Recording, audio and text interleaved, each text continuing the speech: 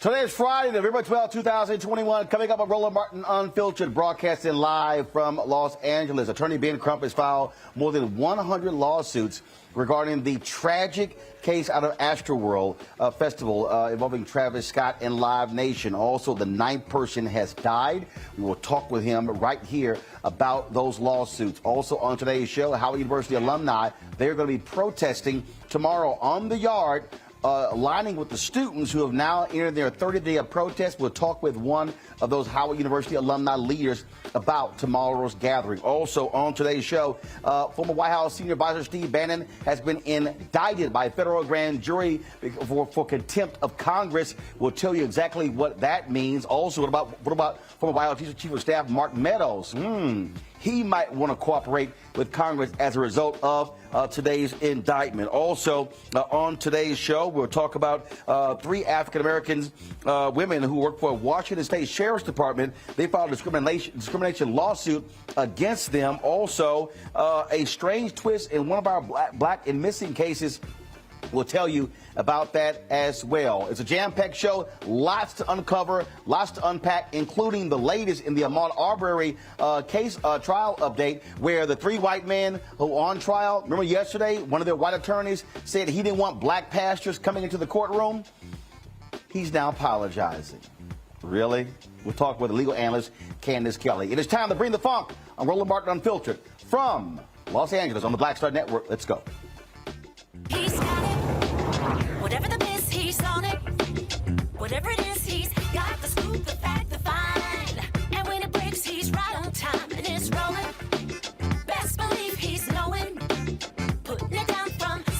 news to politics. With entertainment just for kicks, he's rolling. It's on Go Roll, y'all. It's Roland Martin, yeah. Rolling with Roland now. He's funk, he's fresh, he's real, the best. You know he's Roland Martin now.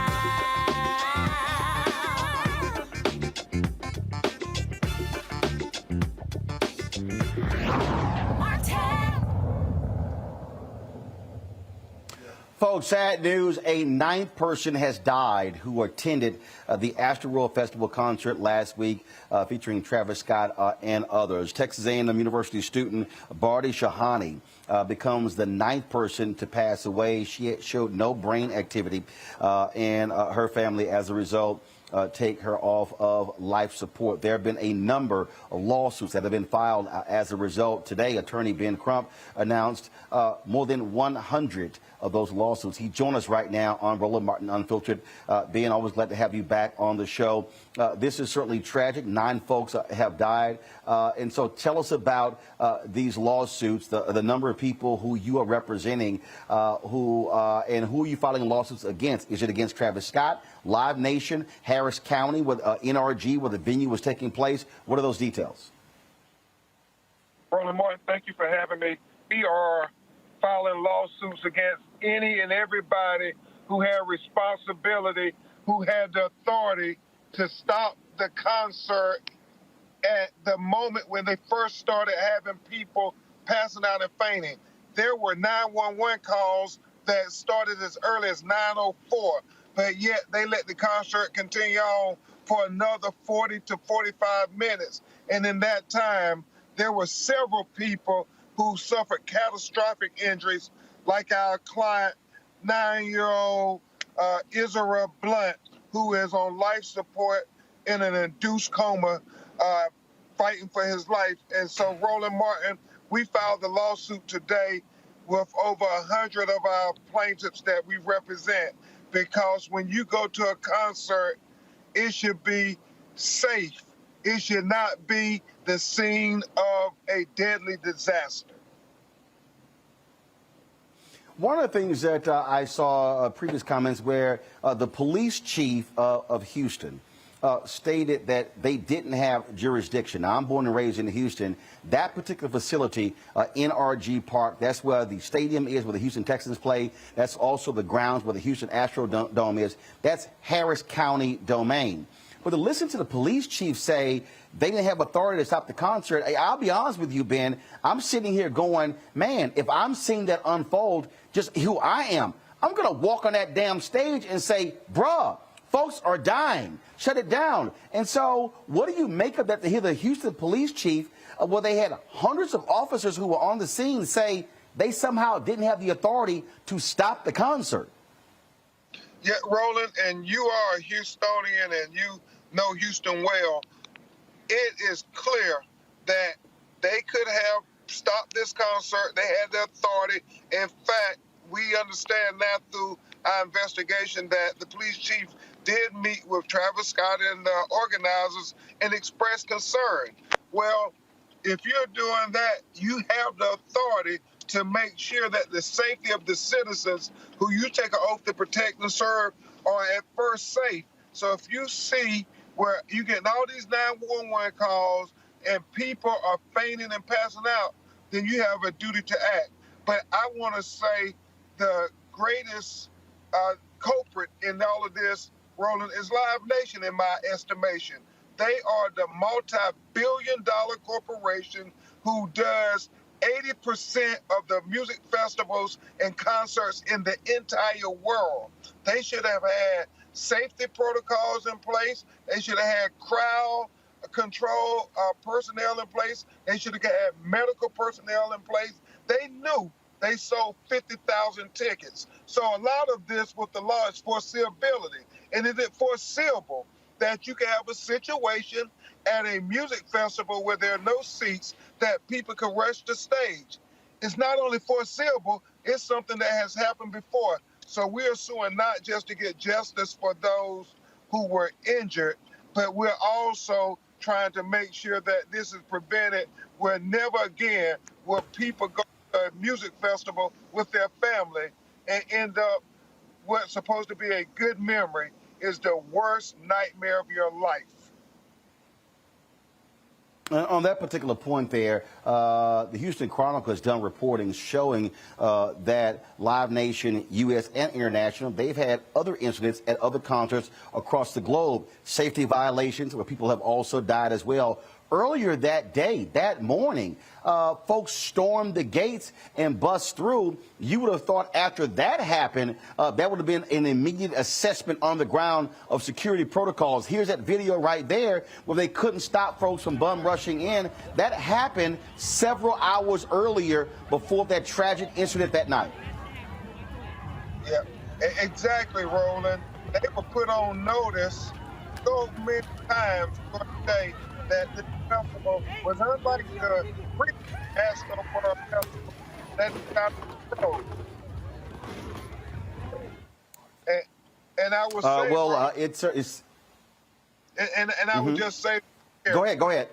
The fact that we got to make a change here. It just can't be business as usual because people lost their children. I mean, high school students. Israel is only 9 years old. You had college students. These were young people who went there thinking that it was going to be safe. Never, when you watch the press conference today, you heard those people describing truly what was a disaster, not a natural disaster, but a man-made disaster that was all controlled by Live Nation. And so we have to make sure that they have accountability because they think they can just sweep this under the rug and that these people in Houston lives aren't that important. Well, we're sending the message to Live Nation. That's why we're asking everybody who has video and of any kind who attended the festival, please contact us at astroworldclaimshelp.com so we can get all the evidence so we can get the answers. Furthermore, if you were there, we want to get your testimonies. And so we're asking everybody to please contact us and tell us what they saw. And if you were injured, obviously, you deserve to make sure that there's somebody held accountable, whether it's physical or mental, because, Roland, a lot of people, mental health is free. A lot of people, life was changed by witnessing their friends get crushed and killed. All right, then.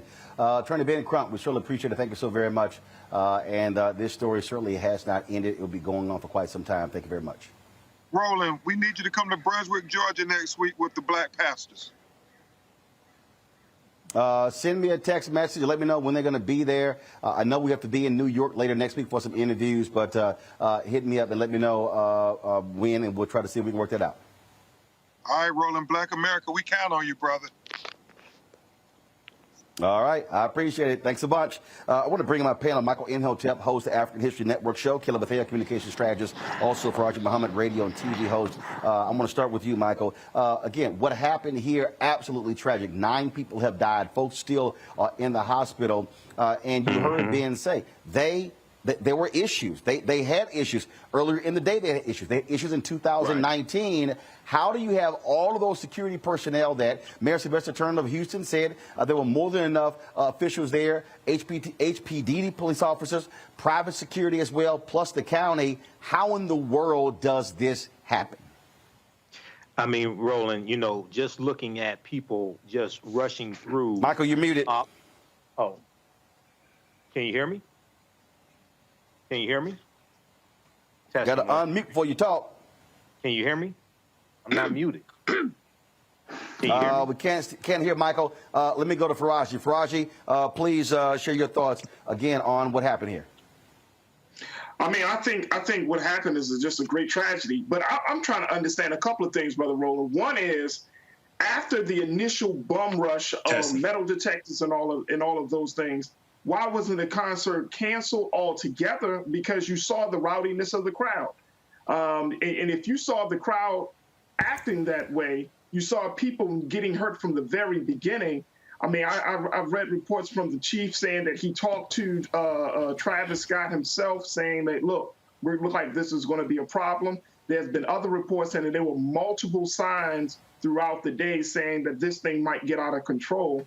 Why not stop it? And I know it's a big moneymaker for Travis Scott, for Live Nation, for a lot of people. But the reality is this was like something that could really have been prevented. And that's the sad part about this whole situation, Brother Roland. The fact is that 9 people died at, like Brother Ben Crump said, at a memorable experience, and it all could have been prevented. And that's the hard pill to swallow right now, especially when you're the victim's family.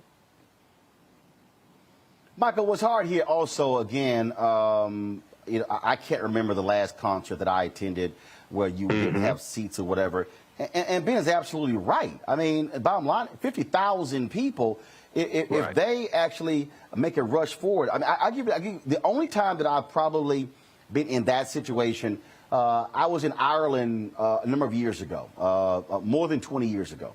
And it was New Year's Eve. We were in Trafalgar Square. Actually, I went to Ireland and London. We were in Trafalgar Square in London for New Year's Eve. And it probably was about 10,000 or more people. And folks were, so we were in the square, and then we were leaving. Folks were pushing and pushing and pushing. And I'm talking about, I mean, it got real uncomfortable. And so there were not that many black people who were there. And then all of a sudden, I yelled, "Hey, stop the goddamn pushing!" Then all of a sudden, all the folks that were around us sort of froze, and it was like the Red Sea, and it was 4 of us. I was like, all right, let's go. And folks just stopped. But again, in this situation, loud music, you can't hear. Folks were yelling. You literally could not hear. And so you have to plan for that. You just can't have a situation to where thousands are rushing towards the stage. And apparently what happened was they were at other stages, and when Travis Scott tweeted what time he was coming on stage, they all rushed to that stage, and that's where the mayhem started. Well, you know, you had 50,000 tickets sold, as Attorney Benjamin Crump just said. And then if you looked at the video that you were showing while you were interviewing him, and you see people rushing through the security gates, right there, you have, I mean, that's not supposed to happen. So I don't know if they had to go through metal detectors or supposed to or what, but this is just mayhem. This is a recipe for disaster. And Live Nation, they do like what 80% of the concerts in the country. So, and the other thing is that coming out of things opening up after the coronavirus pandemic, right? Come on, man. You know, you're going to have this place packed, all right? Because so many things were shut down during COVID-19. You're going to have this packed. So you have to be ready for this. There are going to be huge lawsuits behind this. Kelly? No, I agree with both panelists here. It is unfortunate that we have 9 victims for an event that is supposed to be festive. It is a music festival. But for me, my concern is those who really think that Travis Scott is at fault. In public opinion, you can argue that he is, but Texas is a modified comparative negligence state, meaning that if the defendant is found to be more than 50% liable for the entire situation, then he is found liable for the damages incurred by way of this incident.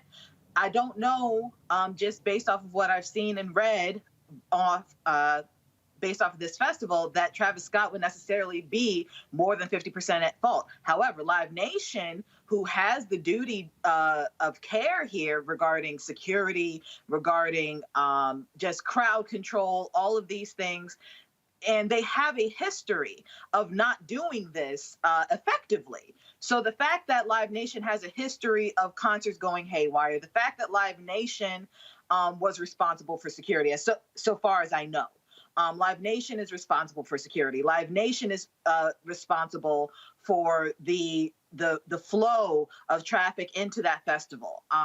They should be the ones at the forefront of this saying, hey, you're right, we're sorry, how much money do you want? Because at this point, the 9 lives you're never going to get back. But the only damages and the only solution, so to speak, that you can get as a plaintiff in this case is monetary damages. So I hope that Live Nation understands this and does not litigate to the point where they're really, really the bad guy, as opposed to, accepting fault and moving forward. All right, then, folks, let's now go to our second story, where tomorrow on Howard University's campus, the University alumni are going to be holding a rally in support of the students who have been occupying the Blackburn Center. They have been complaining about housing conditions and other issues on the campus.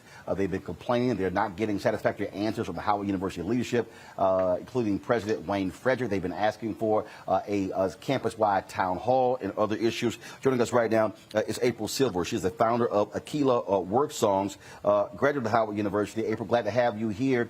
And so how many alumni are you expecting, and why did y'all decide to have this event on the Howard University campus standing with these students?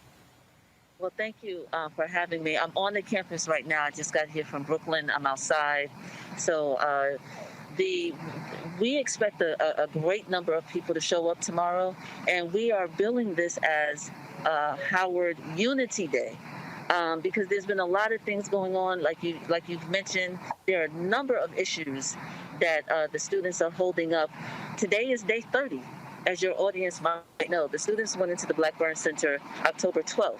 So our job as alum, as graduates, as faculty, because we will have faculty on campus tomorrow, is to wrap our arms figuratively around the students. I've been involved with providing just moral support, comfort, counsel. And one thing that we say since day one, let me be clear on that. And one of the things that I've said from the very beginning, as so many of us have said, we're not here to give instructions. This is your protest. Part of the reason, though, why people listen, the students, because myself and a number of other people, including the mayor of Newark, who will be here tomorrow, were the architects and leaders of the 1989 protests 32 years ago. And that's when we occupied the administration building, and the university and the board of trustees during that time in 1989 sent the militia in to forcibly remove us during a peaceful protest. And our objective was to get Atwater off the board of trustees. The reason I bring that up on a regular basis is to tell the whole truth about Howard University. It is the university that we love and we adore, and I'm a proud graduate. It is also the university that had in their mind that it was okay to bring someone like Lee Atwater to the highest level decision-making entity on campus. So we are supporting the students because they have long vision and they have short vision as well, meaning they want the mold and the infestation, they want that gone. They want to be heard as students. But what the media doesn't cover a lot is that they are equally concerned about having their voices removed from the Board of Trustees. In June, the Board of Trustees at Howard University decided that it would get rid of what are known as affiliate trustee positions. And that's where students, faculty, and alumni had voting power on the board. That doesn't exist any longer. We're not talking about students being on a committee. We're talking about shared governance and having voting power and the opportunity to be heard on the full board. So that's gone. So I want your audience to know that while they are concerned about their material, they have material concerns, and housing insecurity is an important thing. But these students have longer visions besides just their immediate needs. And that's why what we call shared governance is on the table for them as well. But also it's important to note that they just want to be at a place where their president would have a meeting with them. And that has not happened with the full body of those who are protesting. So we support that. April, have you and the alumni? April, have you and the alumni have y'all communicated with the administration, with the president? A lot of alumni have. The board chair is an alum. Dr. Morris is an alum. I have not, to answer your question more specifically, I have not communicated with anybody in the administration. The students' legal counsel, Donald Temple, who is a graduate from Howard University as well, and who helped save our lives in 1989 when the President Cheek called the militia on us. He was our legal counsel in 1989. He was the legal counsel for the students in 2018, and he's the legal counsel now. So he is in communication and doing negotiations right now, of which I can't, of course, elaborate with officials. And to be fair and to be clear, there was a State of the University address last Friday, I believe it was, a week ago. So the president has come out in a broad way to talk about the state of affairs, and he kind of danced around, the protest, but it's not to the satisfaction of the students in terms of the student leadership that are in the building. And that's important for people to understand that distinction. So I'm only communicating what the students have said, but I want the community at large, your audience, to know that alumni have stepped up. They have pent up energy. They are hurt. They are embarrassed to see what we call baby bison going through this, because so many of them remember this story as their own story when they were students here. So the alumni are ready to do something than just send an email to the board or to to make a donation. There is a need to connect face to face, and I'm wearing my mask as an affirmation that we want you to come on the yard, on the main campus, but we want to practice safety protocols as well. So that's an affirmation. But the alumni have given tens and thousands of dollars just to this particular cause. They have come and slept on the ground. The students' parents are in the building, during visiting hours, because it's structured in that way. So I just want to shout out to the alum, to the faculty who have courageously stood out, not whispering, but boldly coming to meetings and sleeping outside with the students in what is called Tent City. The support has been phenomenal. Your show has been phenomenal.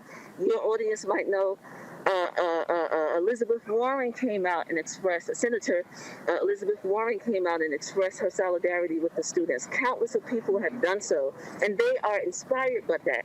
At the same time, they can't figure out why the world is outraged, but they can't get a meeting with the president of the university. So that smells like, and it feels like, a disregard. It feels inhumane. This is a 30-day protest where these young people, 18 and 19 years old, most of them are women, are sleeping in tents to make a statement. So I just wanted to affirm that for sure. All right, then. Well, we certainly appreciate you coming on to the show, and we'll keep covering this story. We've actually been on the campus talking with students, but also talking with the administrators as well. And one of the things that I said to publicly, social media and here, that if they desire, if they need sort of a third party to moderate that town hall, we certainly be willing to do so, live stream it as well, to be able to take questions from the students, but also administration, and so that offer still stands. And so we appreciate it. Thanks a lot. We appreciate you. Thank you. Thanks a lot. I want to quickly go to my panel here, and I'll start with you, Kelly, and that is, again, this has been going on 30 days. And the resolve of the students is clear, but the resolve of the administration is clear. Reverend Jesse Jackson Sr. tried to mediate this, did not get any headway. That said a whole lot, considering he was able to get hostages out of Kosovo, from out of Cuba, out of Iraq, and other places. And so, again, neither side is giving in. And so, what do you think happens here? I mean, have you met a Howard student of any class, graduated or otherwise? They're stubborn, but for good reason this time, right?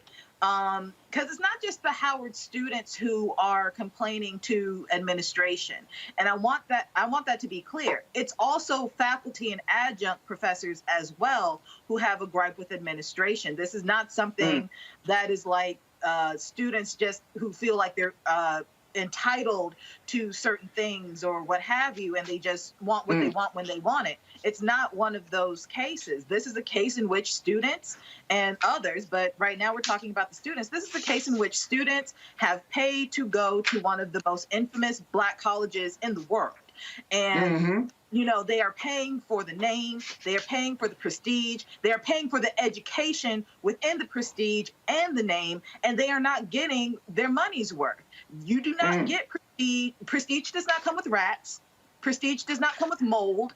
Prestige does not come with unlivable conditions. And if the students are such that they are gung-ho about making sure that Howard lives up to its name, I don't understand why administration does not see it that way and acquiesces to the students in that, agreeing with them and saying, you're right, we are better than this. That's all the students want to hear, really. The administration, Howard University, is better than what they are portraying right now, and they need to step the game up as opposed to just trying to stuff things under the rug like culturally they do.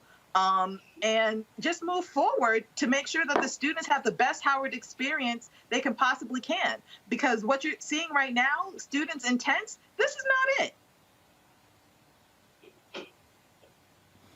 it. This is, again, it is extremely intense. Neither side is backing down, Faraji. Your thoughts, I mean, what has to happen here to come to a resolution? Well, I think the next step now that, you know, since students have protested and stood in front of the offices and the buildings, I think the next step right now is just talking about withholding some money. You know, if Black students say, you know what, I'm not going to pay tuition. We're not paying for this. Kelley talked about that, which I think is a great point. The fact is that if you're going to pay this money to go to school, you don't deserve to live among rats and mold. So if the students start to do an economic boycott, then I think they start to really start to push push the needle forward on this. But, you know, is anyone else not blown away by the fact that, like you just said, Brother Roland, I remember hearing it on this show, that if Reverend Jesse Jackson, an icon of civil rights and human rights of our time, right, he can do all of these great things, but he can't even get a call back from the president of a Black educational institution. Like, that is absolutely crazy. So we got to ask the question. He's actually, hold on one second. He did get a call back. First of all, Reverend met directly with President Wayne Fredericks. They've been on Zoom calls as well. So that's actually happened. So they actually met face to face, but they have not been able to resolve this issue. And that's the thing. It's like, what is really at the root of Howard's stance? I'm speaking of the administration stance at this point. What is at the root of it? But I say that the students need to talk about, you know, breaking the pockets. And it's unfortunate because it's one of our HBCUs. But, you know, you got to get the attention in a situation like this. You got the press on your side. You're bringing down big names, big folks, Jesse Jackson, April Silver, and other folks. Now you got the momentum. The students need to look like looking at an economic boycott. Back up. Michael. You know, Roland, it's good that you have the alumni who were part of the 1989 protests who are coming out backing the students. Also, I think famous alumni, the students as well as famous alumni need to take economic action, okay, withholding donations, putting economic pressure on Howard University. And so there was a protest in 1989, but there was also a protest in 1968 on the campus of Howard University. And those students were protesting. One of the things they wanted was a Black Studies program at Howard University as well. At HBCU, they were protesting because they wanted a Black Studies program. So there's a history of student protests at Howard, and hopefully, you know, they are successful. You know, I remember when I started at Wayne State University in the fall of 1989, There was a protest a few months before that. Students took over the financial aid office because they wanted the Africana Studies program. So there's a history of African American students engaged in protests, even at HBCUs, because we know a lot of these HBCUs, have tied to white corporate interests. And Lee Atwater was on the board of trustees of Howard University. And in 1989, the students wanted him off the board of trustees as well. So they need to continue to fight. All right, folks, got to go to a break. When we come back, we're going to talk about the governor of North Carolina finally granting a pardon to a black man who was convicted 28 years ago for a crime he did not commit. We'll talk about that. We'll also talk about, up next, legal analyst Candace Kelley. We'll talk about what happened today in Brunswick, Georgia, where a white attorney yesterday said some foul stuff about black pastors. Now he's trying to backtrack, but he's now unleashed a firestorm because the pastors plan on coming in full force to Brunswick next week. That's next. Roland Martin Unfiltered, broadcasting live from L.A. on the Black Star Network. Back in a moment.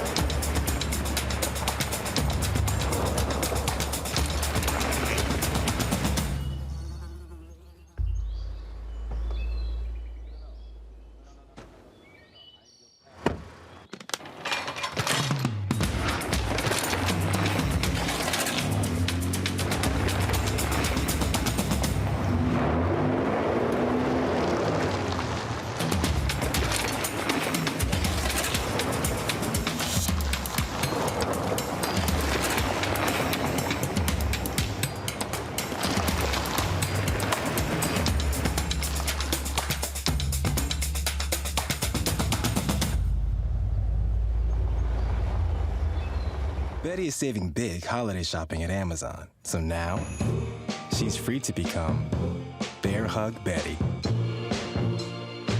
Settle in, kids. You'll be there a while. Ooh, where you going?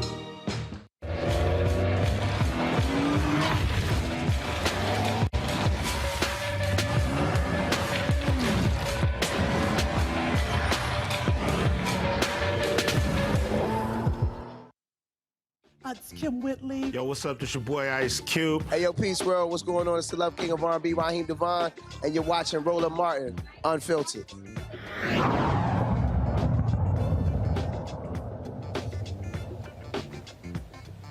Well, yesterday, the white attorney for the three white men accused of killing Ahmaud Arbery said in court, keep these black pastors from sitting in the courtroom. This was yesterday. Watch this. My understanding, while I was cross-examining Investigator Lowry yesterday, is that the Right Reverend Al Sharpton managed to find his way into the back of the courtroom. I'm guessing he was somehow there at the invitation of the victim's family in this case. And I have nothing personally against Mr. Sharpton. My concern is that it's one thing for the family to be present. It's another thing to ask for the lawyers to be present. But if we're going to start a precedent, starting yesterday, where we're going to bring high-profile members of the African-American community into the courtroom to sit with the family during the trial in the presence of the jury, I believe that's intimidating, and it's an attempt to pressure, could be consciously or unconsciously, an attempt to pressure or influence the jury. To my knowledge, Reverend Al Sharpton has no church in Blaine County, never has. Hasn't been here since Elaine Brown ran for mayor, to my knowledge. But we have all kinds of people. We have school board members. We have county commissioners. We have all kinds of pastors in this town, over 100. The idea that we're going to be serially bringing these people in to sit with the victim's family one after another, obviously there's only so many pastors they can have. And if their pastor's Al Sharpton right now, that's fine, but then that's it. We don't want any more black pastors coming in here, or other Jesse Jackson, whoever was in here earlier this week, sitting with the victim's family, trying to influence a jury in this case. And I'm not saying the state is even aware that Mr. Sharpton was in the courtroom. I certainly wasn't aware of it till last night. But I think the court can understand. We don't want any black pastors in the courtroom. This was that same attorney today.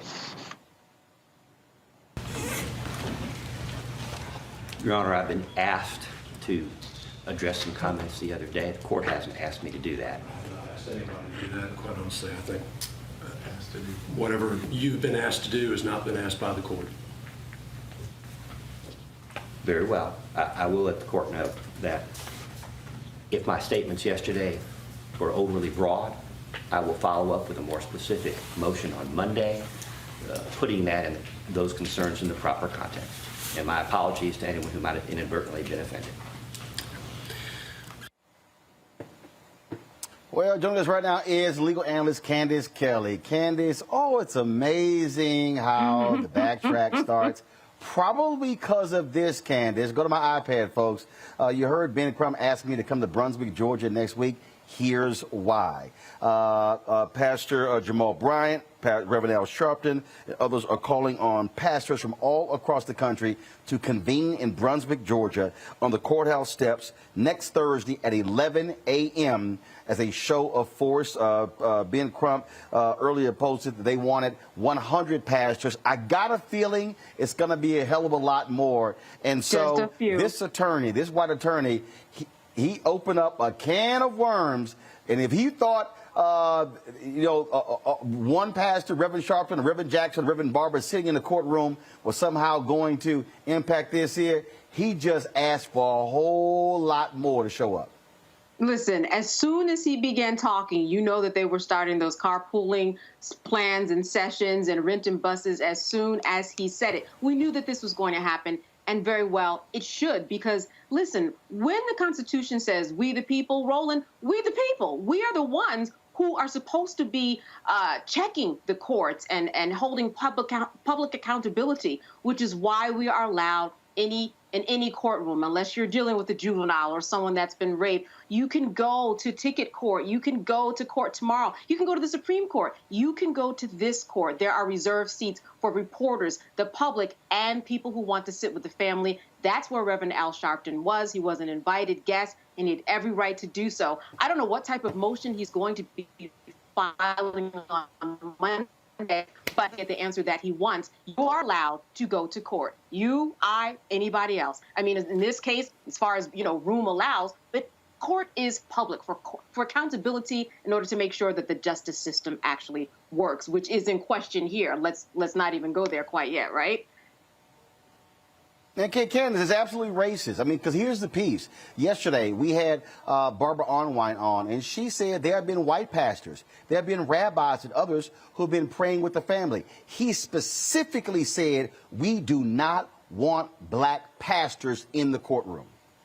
He was so comfortable, and he was so forthright and so bold. He didn't even realize that what he was saying was racist, which gives you an idea about how he acts inside the courtroom and outside of the courtroom when he doesn't have a whole audience listening. Didn't even realize, didn't think twice, still thinks he has a point in order to file that motion on Monday. So you are correct. This is just racist behavior.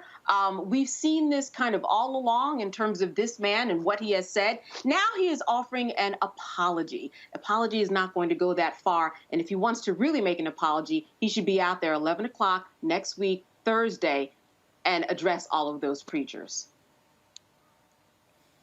And the thing here is, you're right. Okay, what kind of motion are we talking about? What? First of all, it's public.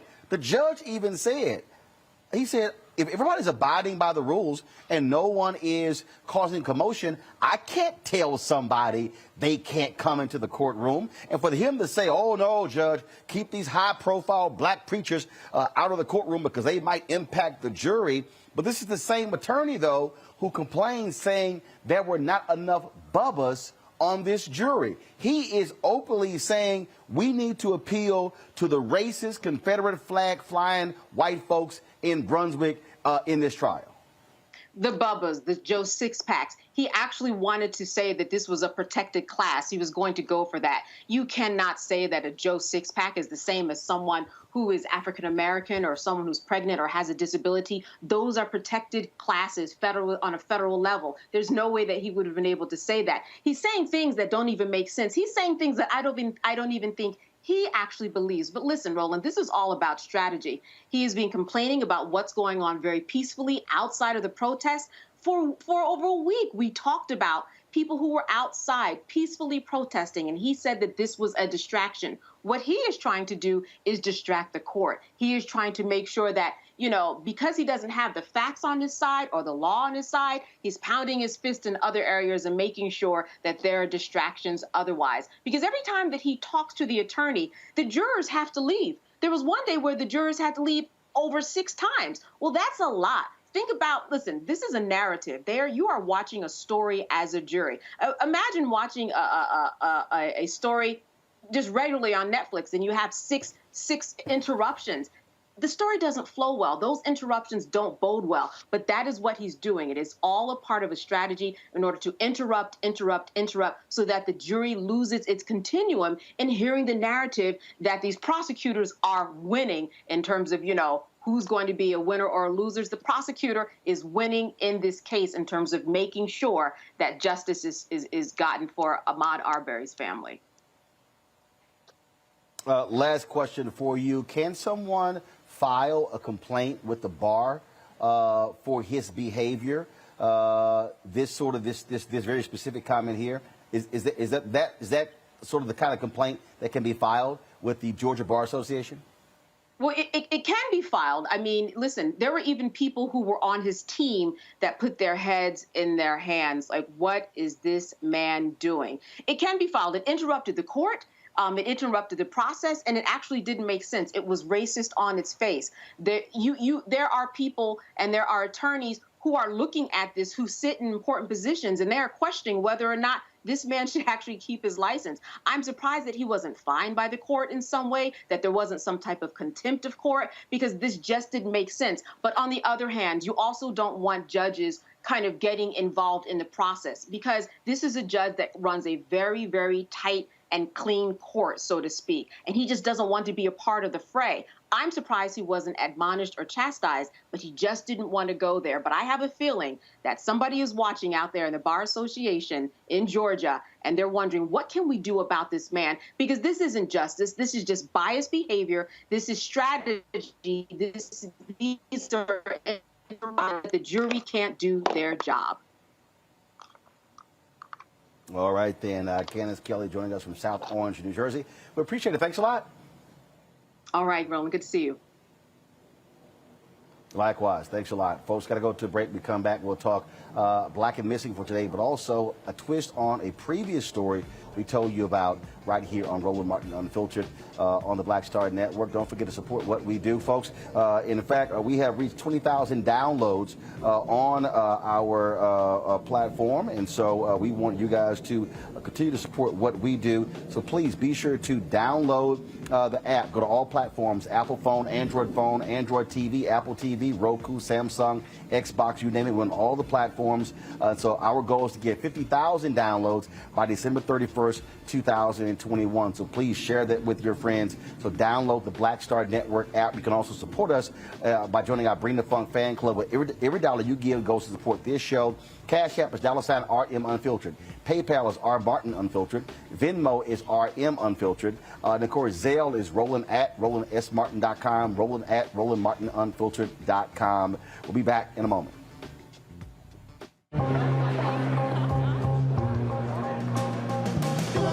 Are the stars out tonight?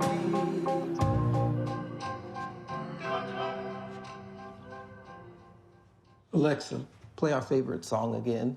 Okay.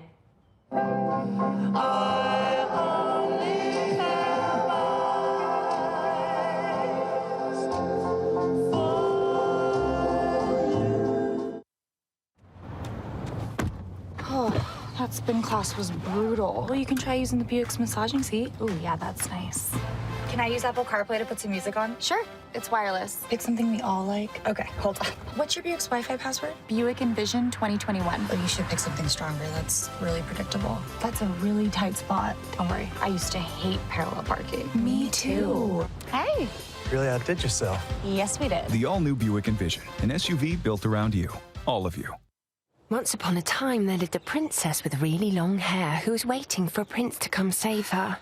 But really, Who has time for that? Let's go. Feeling myself. I'm feeling Feeling myself. I'm feeling She ordered herself a ladder with Prime one-day delivery, and she was out of there. I want some hood girls looking back at it and a good girl in my tax bracket. Now, her hairdressing empire is killing it. And the prince, well, who cares? Prime changed everything. But I'm back at it and I'm feeling myself.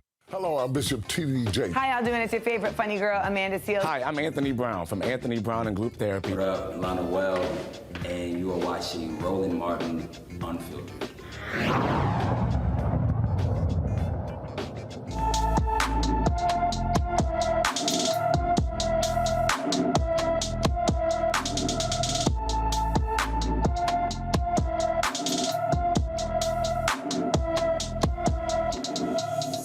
Frank Gilmore, 15 years old, was last seen on August 30th, 2021 in Clarksville, Tennessee. He's 5 feet 7 inches tall, weighs 150 pounds, with black hair and brown eyes. If you have any information on Frank Gilmore Jr.'s whereabouts, please call the Clarksville Police Department at 931-648-0656, 931-648-0656. Some good news about one of the folks we told you about in our Black and Missing segment. 14-year-old Jashea Moore, who disappeared on October 14th from an East Orange, New Jersey deli. She has been found. But there's a twist. According to police, she chose to run away from her home, and her mother, Jamie Moore, has been arrested on 2 counts of endangering the welfare of a child. Jashea and her 3-year-old brother are in the custody of Child Protective Services. The East Orange team was located safely yesterday by police in New York City. All right, folks, time is running out for Julius Jones, who is on death row in Oklahoma. And 5 Republican Oklahoma lawmakers are urging Republican Governor Kevin Stitt to grant Jones clemency. Representatives Gary Mize and Preston Stinson, John Talley, Logan Phillips, and Kevin McDougal all believe there are just too many doubts about Jones's guilt to allow the execution to move forward. But prosecutors, including Oklahoma County DA David Prater, say the evidence against Jones is overwhelming. Now, on 2 occasions, the Oklahoma Pardon and Parole Board has voted twice to recommend commuting Jones' sentence to life in prison. In fact, a little bit earlier today, somebody actually was yesterday, somebody sent a tweet, Kelly, to Matt Schlapp, who is, of course, leader of CPAC, the Donald Trump loving group, Conservative Political Action Committee. And if I can find this, he actually replied to the tweet stating that he believes that the governor is indeed listening. This is what he said. This is what Matt said. Somebody sent him this tweet, and he wrote, Jill, it is our view that Julius's prosecution was based on faulty evidence and a very unprofessional defense. We believe government fails at many things, including when it comes to prosecutions. We also believe Governor Stitt is a solid public official, and we are confident he is listening. Now, I sent a tweet to him saying, hey, Matt, have you specifically reached out to Governor Stitt to ask him to announce his decision ASAP? Confident he's listening doesn't mean you have weighed in with him and his team. I see that he responded by saying, unsure, he said, first of all, he said, Roland, unsure why you can't see what we're trying to do. Put away the political weapons, and I will keep in confidence my communications into Oklahoma during this decision process. The governor and his staff, the governor, his staff, and me and CPAC team get along quite well. We partner closely. He still hasn't answered my question. But this is one of those examples where, Kelly, Republicans should be doing more. Okay, they run around talking about being pro-life. Here you have, they're out here defending Kyle Rittenhouse. They're out here defending folks on January 6th. And I appreciate these 5 Republican lawmakers, but the Republican legislature in Oklahoma, overwhelming Republican. And so where are the other Republicans? Where are national Republicans? Where are these Republicans in Congress? Where are the 2 Republican Oklahoma United States senators on this? Where's the Oklahoma congressional delegation? All Republicans. Where are they on this? And the answer to that is we don't know, because they don't necessarily say anything. And my thing is, if the Republican Party as a whole weren't so rooted in white supremacy and trying so hard to uphold Trumpism, then you would probably have Republicans brave enough to come forward and be like, hey, this is wrong. But until Republicans across the board, especially in Oklahoma, get rid of their cowardice, we're still going to have the situation of Republicans behind the scenes shaking their heads at situations in which shouldn't be happening, but not brave enough to do anything about it because they want their seat more than they want someone else to live. You know, Michael, again, the reason I sent that, because if you read the initial statement from Matt Schlapp, it didn't say that they have been actively engaged in communicating with the governor. That's why I challenged them. So he sort of revealed that, but to sort of say, hey, you know, it's sort of this general statement, oh, I'm going to keep my things private. No, Matt, you're loud and proud about Donald Trump and other things, so why don't you be loud? He was loud and proud talking about how the election was stolen. Well, be loud on this one. Make as much noise as Julius Jones should not be put to death as you make fighting the election of 2020. Probably because it's not in Matt Schlapp's best interest to do that. That's probably why. You know, and I'm not a fan of Matt Schlapp at all. You know, I see him from time to time on MSNBC, and he's probably one of my least favorite Republicans. But you asked a good question. Where are the rest of the Republicans on this issue? Okay, especially when there's going to be a big outreach, and it's starting now from the Republican Party to reach out to African Americans for the 2022 midterm election. Okay, there are welcome centers that are being set up in African American communities. Paris Denard was just interviewed maybe 2 or 3 weeks ago about this. So you can't ask for the African American vote. You don't have a platform to run on. Number one, you don't have programs that you're going to run on that are beneficial to us. What are you going to do? Ban critical race theory? You can't ask for the African American vote, but then you don't have Republicans standing up to save the life of this African-American man. So, you know, this is more games that they're playing. But it's good that these 5 Republicans spoke up. But, yeah, the rest of them, these are more games that they're playing with us. But lastly, this is an example of why having the correct governor is important. Elections have consequences. Governors can give a stay of execution. Governors can step in and stop this. Okay, so this is another example of why it's so important to elect the correct governor also. Well, again, first of all, Oklahoma is an extremely red state. I totally get your point there. But for Roger, the point I'm making here with folks like CPAC and Matt Schlapp is they were real loud about the 2020 election. And here's the deal.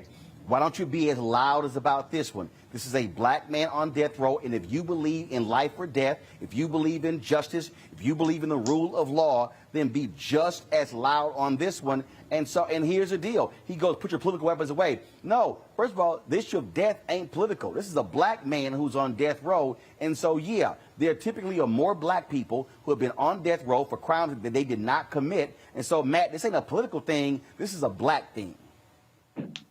I mean, and it's also a life or death thing. But I think that maybe our expectations might be too high. This is the same Republican Party that is still in denial about what happened on January 6th. This is the same Republican Party that when those 13 lawmakers decided to vote for the infrastructure bill, they called for those 13 lawmakers and the constituents in these districts of these lawmakers to threaten them and to call them out and call them traitors. I mean, this is the same Republican Party that, yes, ideally they are about preserving life on paper, but this is the same Republican Party that have just shredded up what we call decent human decency. This is the same party that shredded up the idea of common sense and has now gotten so deeply divided and so deep into partisan politics that I don't have any confidence. You know, Matt Schlapp talking about confidence is listening. No, there's no confidence in the party because you don't have a track record to earn the confidence of the American people. Damn sure don't have the track record to earn the confidence of black folks in these types of situations. I really hope and pray that Julius Jones is not executed, but I'm not going to hold my breath waiting for the Republican Party of the United States in 2021 that is highly influenced by former President Donald Trump to save a black man's life. No, we might as well wait for hell to freeze over and for pigs to fly. That will happen much sooner than for this party to do that. I mean, at this point, we have to put the pressure on the party and all of the backdoor dealing saying, yeah, we're going to work this our way. That is the wrong answer when you're talking about a life or death situation. This is not the Republican Party that has the conscience to care about one black man. This is the Republican Party, like Kelly said, that it's all about making sure they keep their foot on the gas and their butts in the seats of power. And if they got to do that at the expense of the death of a black man, they'll do it. All right, folks, hold tight 1 second. Got to pay some bills right here. We'll be back on Roland Martin Unfiltered. Let me also thank Amazon, Buick, as well as Nissan for being partners with us here at Roland Martin Unfiltered. We emphasize the importance of being black-owned media. Black-owned media matters, and for advertising agencies and brands to respect the black consumer. And so we appreciate those who do spend money with us. We'll be back in just a moment.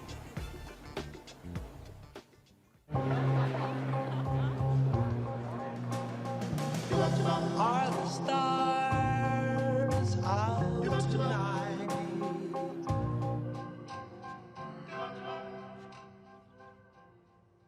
Alexa, play our favorite song again. Okay. I only have eyes for you.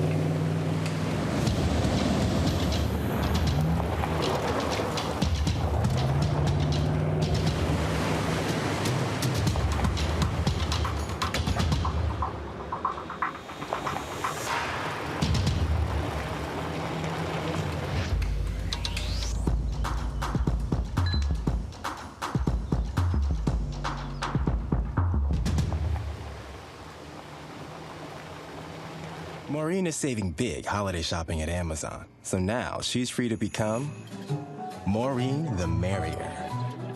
Food is her love language, and she really loves her grandson. Like, really loves. Hi, y'all doing? It's your favorite funny girl, Amanda Seales. Hi, I'm Anthony Brown from Anthony Brown and Group Therapy. What up, Lana Well, and you are watching Roland Martin Unfiltered.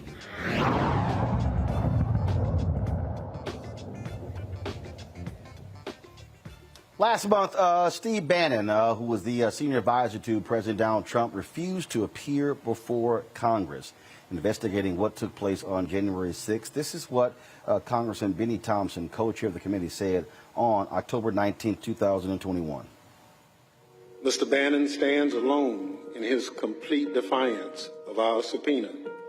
That's not acceptable. No one in this country, no matter how wealthy or how powerful, is above the law.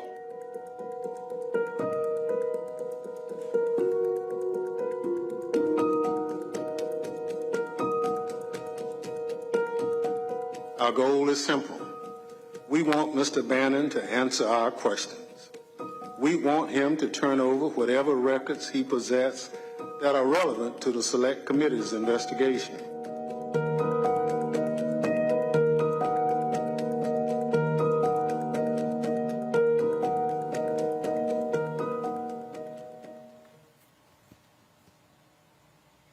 Well, guess what? Today, a federal grand jury indicted Steve Bannon on contempt of Congress. He is going to turn himself in on Monday. This is the statement that was released by the Department of Justice. He was charged with 2 counts of contempt of Congress. This, of course, is important because you have had these Republicans who who have shown, yes, contempt for Congress. Now, of course, they yelled, kicked, and screamed when Democrats did these things. So Bannon 67, this is what the press release says, is charged with one contempt count for involving his refusal to appear for a deposition and another involving his refusal to produce documents despite a subpoena from the House Select Committee to investigate the January 6th attack on the U.S. Capitol. Quote, since my first day in office, I have promised Justice Department employees that together we would show the American people by word and deed that the department adheres to the rule of law, follows the facts in the law, and pursues equal justice under the law, said Attorney General Merrick Garland. Today's charges reflect the department's steadfast commitment to these principles. Here's the whole deal here, Kelly. Steve Bannon, of course, got a pardon from Donald Trump for being involved in that illegal fundraising scheme. He was able to get his get out of jail free card. This to me, when he turns himself in, this is what should happen. No bail granted. Throw his behind in jail. As Democrats are going to have to show these Republicans that if you want to continue to defy the American people, if you want to defy Congress, then you're going to suffer. Remember, Donald Trump refused to turn over his tax records to Congress and fought this thing all the way to the Supreme Court. And the Supreme Court simply disagreed with that. And then what happened? He still is filing lawsuits. At some point, and this is what people also elected these Democrats to hold these Republicans accountable. Finally, Merrick Garland has done that, at least with Steve Bannon. And I'm just waiting for the rest of those who have been subpoenaed to go through the same process if they do not comply. This is the perfect moment, albeit a little late, for the Democrats to show the muscle that they have. We elected them to have this muscle, and they have not been flexing it in the time that they have been in their respective offices. And for the life of me, I can't necessarily understand why. Maybe it's because the Republican Party is so strict and linear that they feel like they have to be the nice party or the open party, what have you. But even big parties such as the Democratic Party needs rules. They need to enforce the rules. That's what they were elected to do. And right now, my pessimism is coming out a little bit, feeling like it's a little too late, but, no time like the present, right? So, just go as hard as you can and make sure that everybody who was responsible for the atrocity that is January 6th is held accountable to the fullest extent of the law, which Congress has the power to do. Faraji, the arrogance of Republicans yelling rule of law, is clear. And again, for the actions here, you have former Chief of Staff Mark Meadows, who has refused. Congress here today, hey, Meadows, you might want to see what we just did to Steve Bannon. You don't want to play that game. And here's the deal. For every single one that refuses, throw their ass in jail. I mean, it's very simple. And I think that it's even more telling, Brother Roland, what role President Trump had to play in this whole situation of dealing with these subpoenas. I mean, the New York Times came out with a piece saying Trump tells former aides to defy subpoenas from the January 6th panel.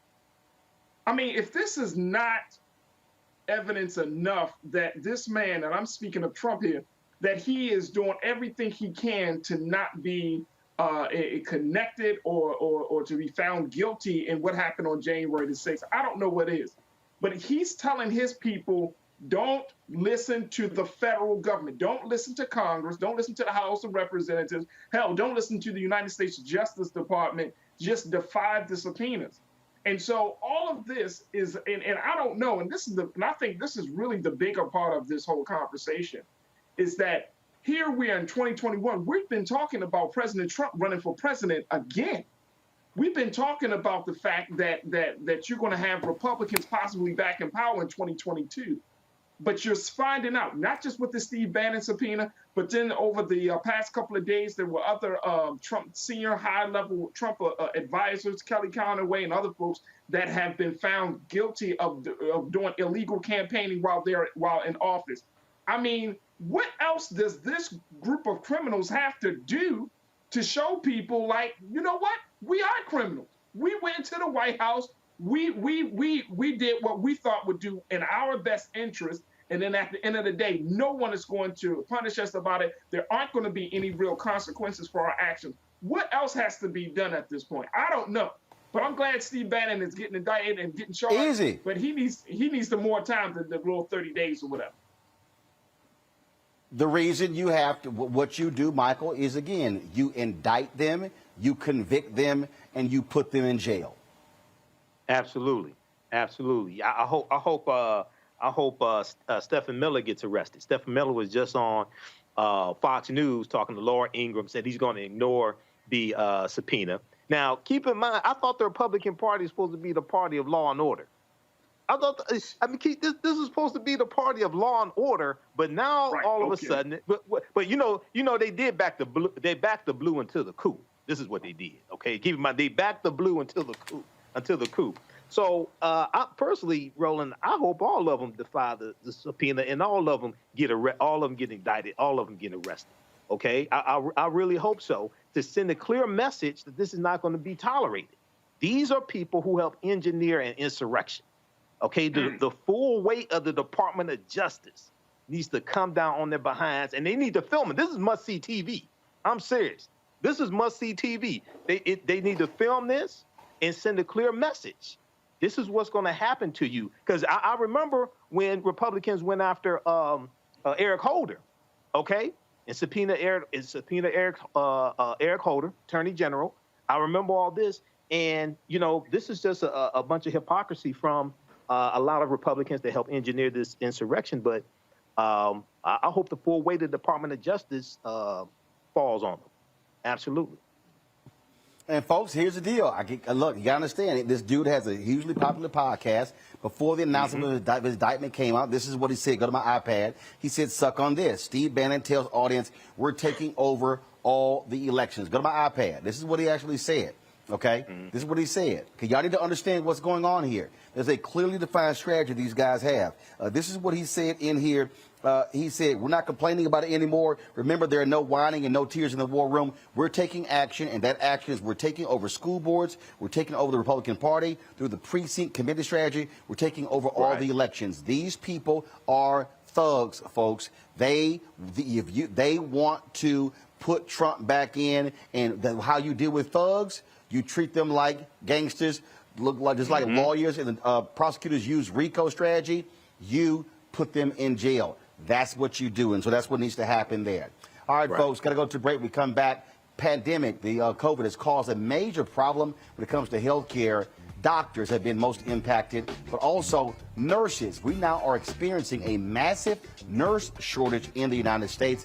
We'll talk about that next. Also on the show, we got Education Matters. We'll deal with We'll deal with that issue as well. Plus, we'll also a Republican in New York caught on tape making a racist comment about a fellow lawmaker who's a Democrat. Always seems to be the Republican with the racist comment. You're watching Roland Martin Unfiltered on the Black Star Network.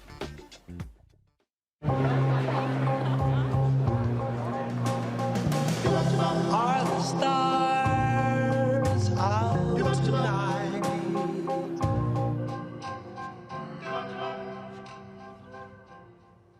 Alexa, play our favorite song again. Okay. I only have eyes for you.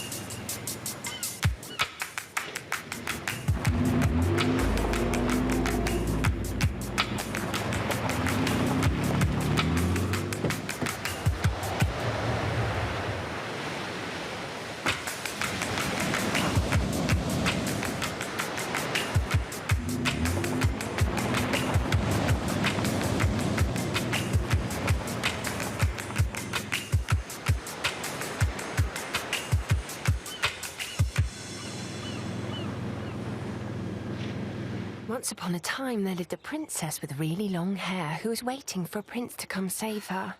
But really, who has time for that? Let's go. Feeling myself. I'm feeling She ordered herself a ladder with Prime one-day delivery, and she was out of there. I want some hood girls looking back at it and a good girl in my tax bracket. Now, her hairdressing empire is killing it. And the prince, well, who cares? Prime changed everything. But I'm back at it and I'm feeling myself.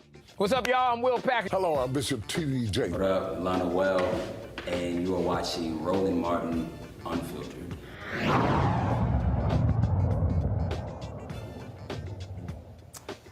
COVID has a tremendous impact, folks, on the medical industry. We've seen doctors who have been quitting, doctors who have been dying due to COVID-19, nurses, same thing, frustrated with what's going on, many of them in tears with the massive amount of death they have been seeing. In September, the Nurse Grid published a survey of 10,000 nurses to get a sense of really what's going on. 92% say they have experienced a shortage of nurses.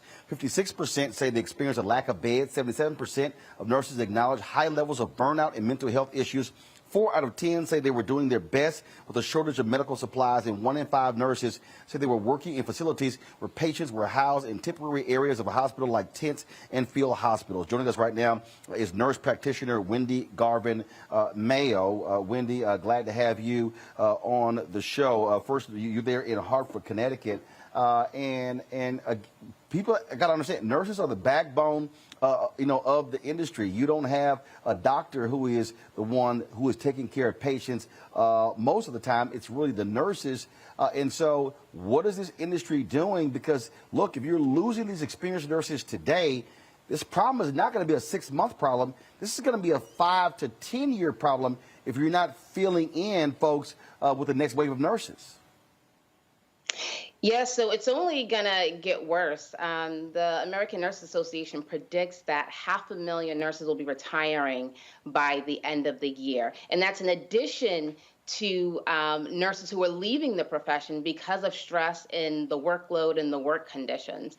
And nursing schools are not pumping out enough nurses because we don't have enough faculty. So that's also going to contribute to the nursing shortage. So we are definitely in crisis mode when it comes to the nursing shortage. So healthcare facilities really need to take action to support and retain the nurses they have, and also put in structures that will support the new nurses that will be launching into the workforce in December and then again in June of next year.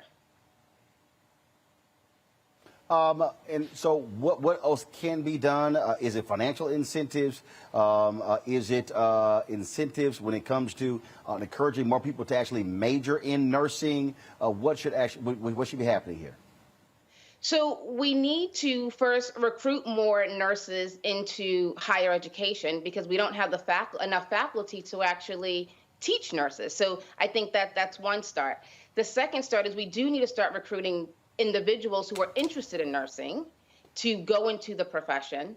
But secondly, we also have to build in support once they're launched into the workforce to keep them there. Because you can have nurses coming into the profession, but if they're going into an area that is full of burned out nurses and staff, that's not very supportive. So that's going to make them leave. So we need, wellness programs to be implemented that's going to really help support nurses' mental and physical health and their overall well-being.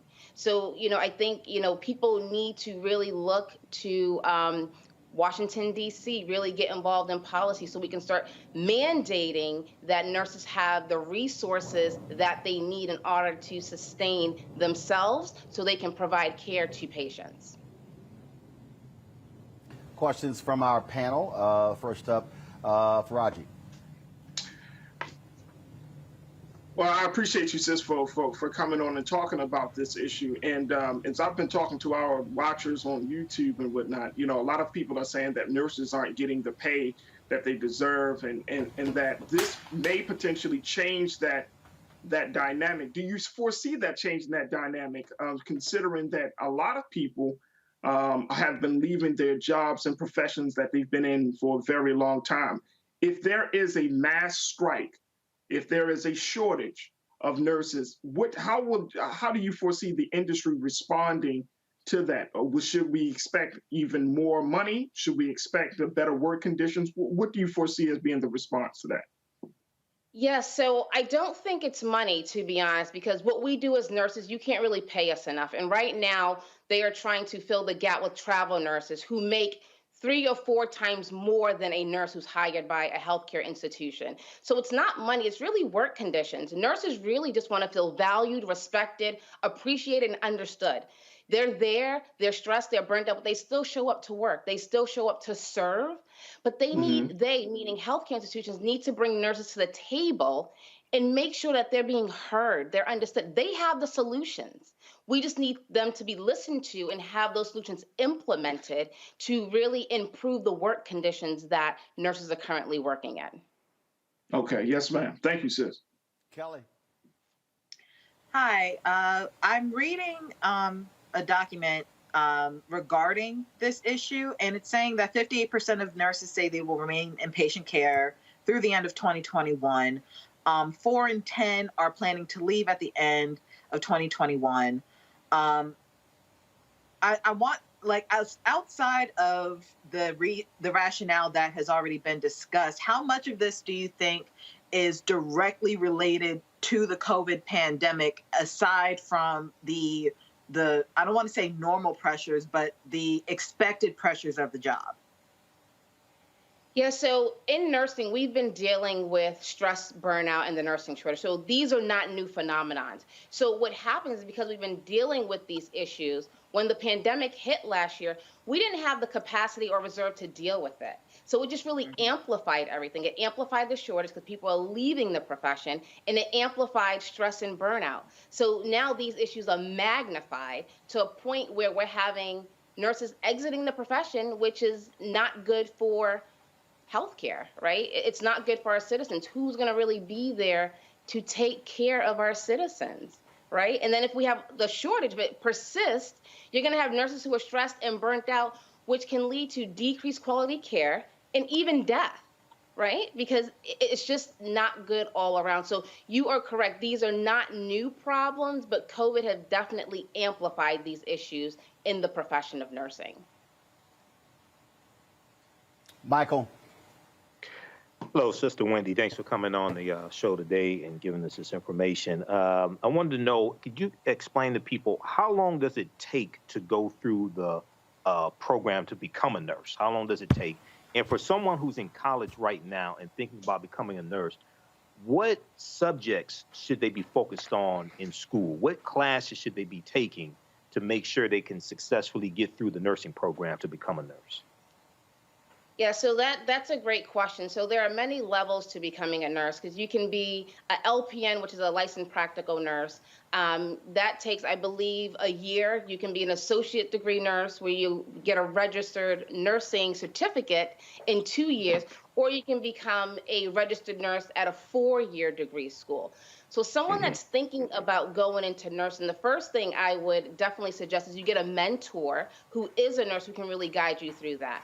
To answer your question about what classes to take, that will be your sciences. So your biology, your chemistry, because nursing is heavy in sciences. So those are the classes that I would definitely suggest that someone takes if they are interested in nursing. But more importantly, align yourself with a nurse or a nursing organization so they can mentor you through that process. Okay, thank you. All right, then. Well, look, we certainly appreciate it, the work that nurses do. It is a problem, and hopefully we're going to see leaders take steps to ensure that we're replenishing nurses, because they play a vital role in our health care. Wendy Garvin Mail, we certainly appreciate it. Thanks a lot. Thank you. All right, folks, we come back. More on Roland Martin Unfiltered, including Republican in New York. So you always got to know when the microphone is on. You might not want to say the stuff that you're thinking, but racist comments were overheard. We'll talk about that next also. Sigma Gamma Rho celebrating 100 years. Member of the Divine Nine. We'll talk with their Supreme Bachelors on the show right here on Roland Martin Unfiltered on the Black Star Network.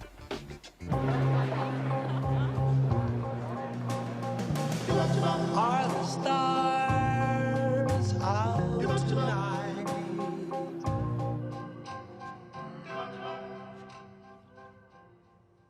Alexa, play our favorite song again. Okay.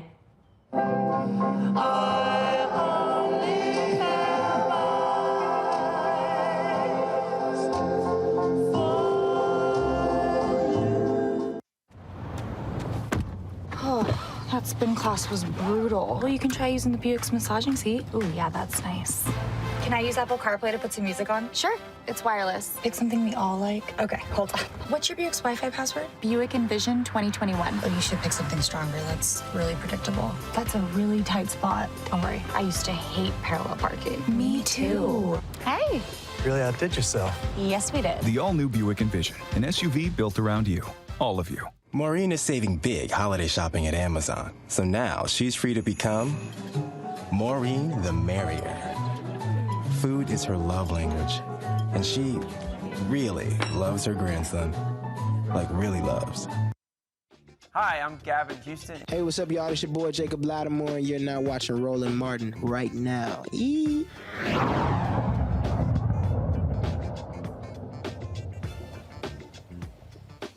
All right, folks, the Westchester, New York Republican leader caught on camera using a racial slur against a Democratic council member who is American Indian. Check this out. Your chance with greatness. We are going to hold true to what we stand for. God bless America. Back to America.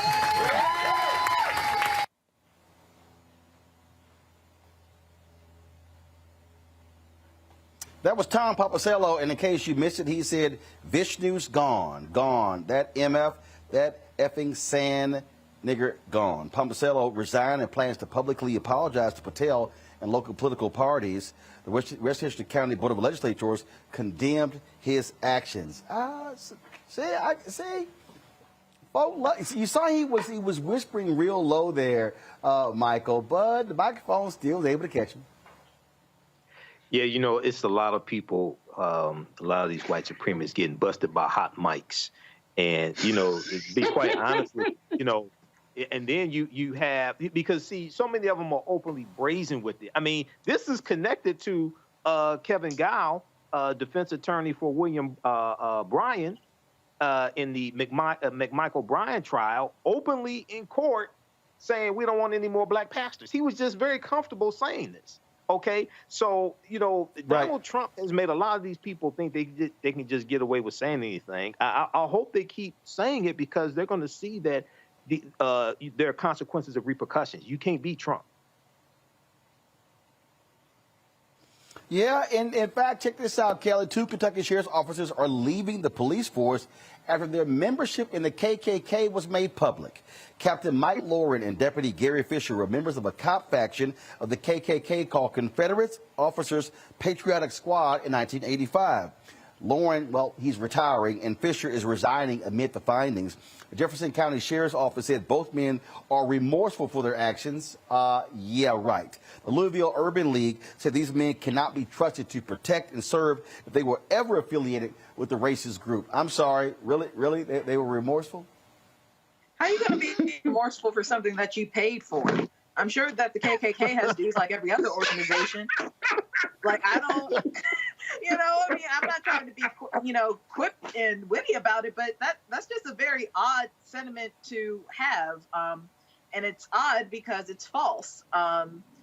Yeah, that just doesn't make sense to me. Although the irony is not lost on me that they were KKK members and sheriffs when sheriffs were basically like the legalized version of the KKK for many years. And that's low-key probably how they got into the sheriff's department in the first place. Yeah, no, they're not remorseful at all. You pay to go into the KKK. Yeah. You know, there are fees, there are dues, there are things that you got to do, and you did them. I don't get it. And I don't get this here, Faraji. A black teen in Woodsboro, Texas, claims he was shot with a stun gun by a group of classmates who were dressed up as KKK members for Halloween. The black teen's attorney, Matthew Manning, said neither his client nor his assailants can be revealed because they are minors. Manning says the alerted perpetrators were allowed to play in a football game even after school officials were notified of the incident. The school district responded saying they, quote, cannot discipline students for this type of conduct when it occurs off campus. Manning believes the school district can do more to bring justice to his clients. He's going to join us on Monday's show. I'm confused, Faraji. First of all, who the hell lets their kids dress up as members of the KKK? Let's start there, Brother Roland. Let's start there. I mean, now, Michael and Kelly, y'all both said, like, you know, it's brazen. Michael, you said it's brazen, brother. You was like, you know, it's the Trump thing. But here's my concern. Like, we can point out these things. We see these things happen. We hear people saying things. But what is the real consequences for their actions, especially when it comes from public officials or high-profile individuals? Like, what is the real consequence beyond just the momentary embarrassment, or just beyond a fake apology? What is going to be the real consequences of their actions? And I think that is going to be the determining factor of whether we're going to continue to see this, because we might just be creating a situation where you can't cancel all of these people. You can't just say, oh, yeah, they said this, and therefore these folks are still going to get jobs. The police officers that enrolled in the KKK, they'll find another job.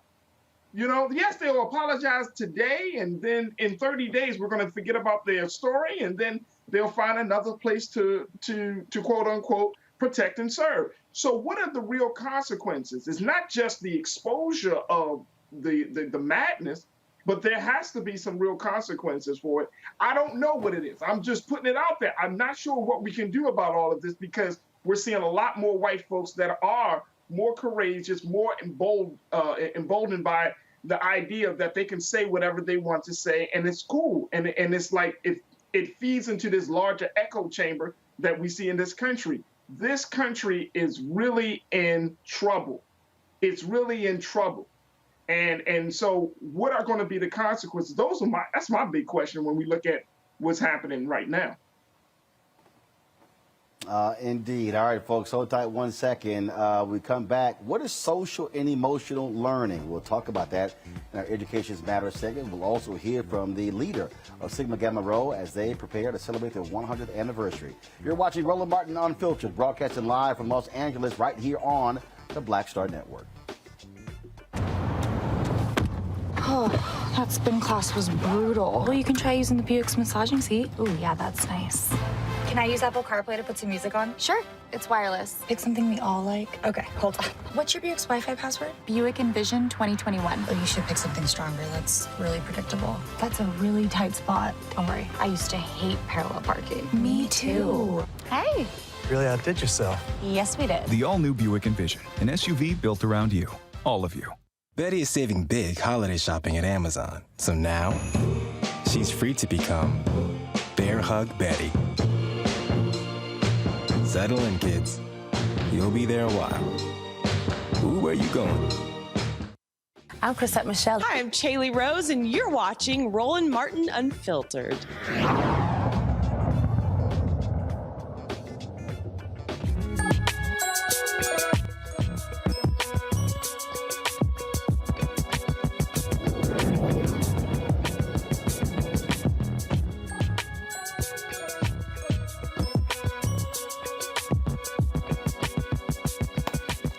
It is called social and emotional learning. It is changing how students are learning through self-awareness, self-control, and interpersonal skills.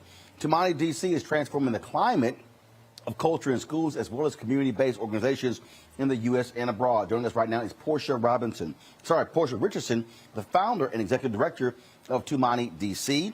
And so, Portia, glad to have you here. So what is this? What exactly is social and emotional learning? Thank you so much for having me. Social and emotional learning is the process for which students gain the knowledge and the skills that they need to thrive in and out of the classroom. So it's all of those interpersonal skills, the character development skills, self-awareness, social awareness, self-management, and understanding coping skills, how to set goals and develop action plans. Also, social awareness, understanding the importance of empathy and some of the social justice and issues that we see in our society, as well as how to build and manage healthy relationships. So how is that integrated into the classroom? Yes, so I am Portia Richardson. I am a social and emotional learning curriculum developer. And the way that we work with schools is through our curriculum. So, one, we teach them how to utilize the curriculum in their classroom by integrating it into projects and lesson plans. So, really being intentional about selecting the right text so that students can explore different characters and analyze their social and emotional development. So, it's being intentional about integrating it in the lesson, but also explicit social and emotional learning is creating space in the school day and in the lesson so that you can actually teach those social and emotional learning skills through curricula like the Tumani way. Let's go to my panel. First up, Kelly, your question for Portia. Hi, Portia. Thanks for joining us. I guess my biggest question right now for you is, are there any studies on the impact that this kind of teaching has specifically on Black children, considering how we are, as a society, not Black people, but as a society, Black children are more prone to being deemed more adult than children of other races. Like Black girls are sexualized a lot earlier. Black boys are deemed as a threat a lot earlier, if at all. So are there any studies on just specifically Black children coming across this kind of teaching and the impact it has on them? Absolutely, Kelly, and thank you so much for that question. That's an amazing question. And why we exist as an organization. I was a classroom teacher for 10 years. And one of the reasons that I founded this organization and wrote the curriculum was because I taught in predominantly Black schools, and there was no resources and curricula out there that our students could relate to and that they could actually see themselves in the curriculum. So I'll take it a step further to say that it's important for social emotional learning curricula to be culturally responsive. And what I mean by that is empowering students to be proud of who they are, to explore their identity so that society don't label them and tell them who they are, right? So empowering them to know who they are, teaching their history as well, and helping them to explore the social and emotional aspect of their community. We also include training for teachers as well so that they understand the importance of being culturally responsive, understanding the backgrounds of students, taking a trauma-informed approach so that we don't make assumptions about why our students may not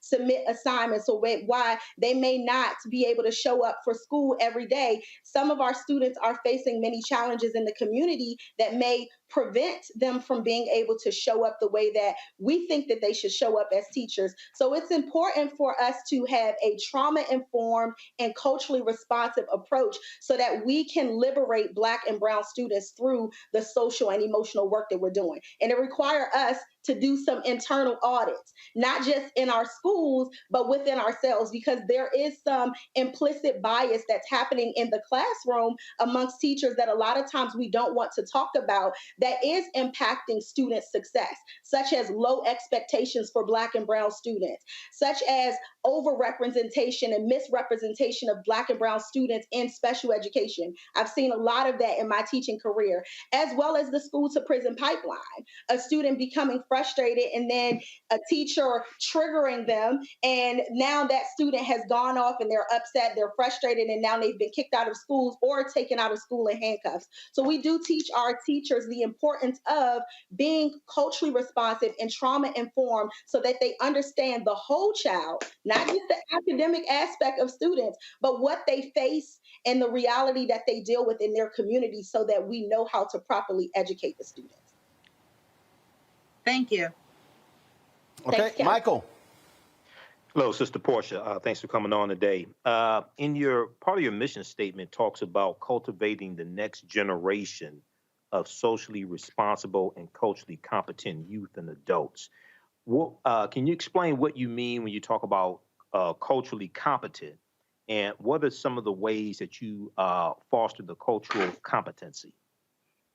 So we actually do a day in the life. We share the stories, amplify the voices of our students and our parents and communities. We provide spaces for educators and community members to hear from students, to share how they want to be educated, some of the challenges that they face in their communities and in their homes. We also provide space where we do parent workshops and we allow the parents to share how they wish for their student to be educated. We often leave parents out of the equation. So we provide space for parents to share what's happening in their communities and in their homes and how they want their students to be educated. But more importantly, we create real world opportunities for teachers to take a walk with us through the communities that they're teaching in, for them to take a walk with us in the community centers, to the football games, to the recreation centers, that's often able to have a special touch and reach our students in a special way so that they really understand the cultural relevance of the work that they're doing. And in our curriculum, we actually allow students to choose a social justice issue that they're passionate about. So we have homelessness, human trafficking, racism, police brutality. They can choose those issues and they study it alongside the social and emotional learning competency. And at the end of the curriculum or program, they have the opportunity to create a solution prototype.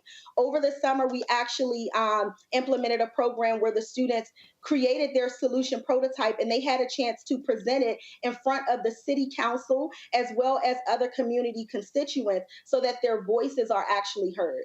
So creating those spaces, it's bigger than just curriculum, but we also have to have intentional programming opportunities to amplify the voices of our students, our parents, as well as our community. All right, thank you. Faraji. Sister Portia, thank you so much for doing the work that you're doing. I have a question, and I'm just wondering, how do we make sure that, your model, that this curriculum of being trauma-informed and socially and emotionally, culturally competent, how do we make sure that it doesn't get into a space where parents and teachers and community members start to pity Black students who may have been grew up in quote unquote dysfunctional households, or pity Black students that grew up in violent areas, and that we still keep the standards of education at a high level instead of just trying to cater to their pain, but also pushing them to greater achievement. I mean, how do we walk that fine line? That's a great question, and that's something that we are really advocating for in the educational community by creating those spaces for students to share their knowledge and understanding of the content, for students to show up as leaders. We give them leadership positions within our organization and within their schools. We empower the schools to do that. We have a youth leadership council so that individuals can see that, no, our students do not need to just have that pity story, but they are powerful, they are resilient, they are bright, they come from amazing backgrounds. And so not just looking at culture from the perspective of the challenges that they face, but also looking at the amazing things about our culture, the language that we use in our communities, the way that we dress in our communities, some of the popular culture in our community that people often try to steal, right? So really showing the power of our communities as well as the positivity, bringing light to all of the great things that's happening in our communities and school is also important. Thank you. All right, then. Well, look, we certainly appreciate it. Thanks a lot. If people want more information, where can they go online to find it? Yes, absolutely. Tumani DC, it's TUMAINIDC.org. Tumani means hope in Swahili. So I would love for you guys to connect with us. We're always looking for volunteers. We're always looking for just individuals who want to support our work and share our programming with schools in your network, organizations in your network. So I'm excited to stay connected to you guys. So definitely reach out to TumaniDC.org. All right. We surely appreciate it. Portia, thanks a lot. Thank you. Going to our last break. We come back. Sigma Gamma Rho celebrating 100 years. We'll talk with their Supreme Bachelors next, right here on Roland Martin Unfiltered.